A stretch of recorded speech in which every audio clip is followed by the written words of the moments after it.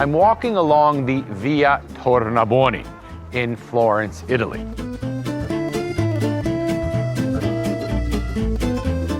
And in fact, when this was once an ancient city, it was here that the western wall of that Roman city once stood.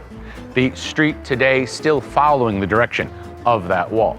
In the Middle Ages, the Via Tornabuoni became home to some of Florence's most important medieval monuments. The Church of Santa Trinita,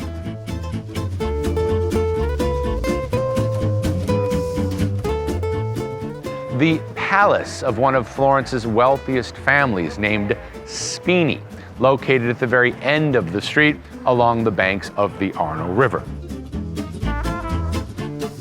Then during the Renaissance, the Via Tornabuoni became a literal roll call of Florence's most important families. Names like Tornabuoni itself. In fact, Giovanni Tornabuoni was the general manager of the Roman branch of the Medici Bank, building his palace here. Names like Strozzi, and in fact the Strozzi Palace, which at the end of the 15th century was the largest family palace in the entire city. Names like Antinori, which today of course is celebrated for its exceptional wine production. All living on the Via Tornabuoni.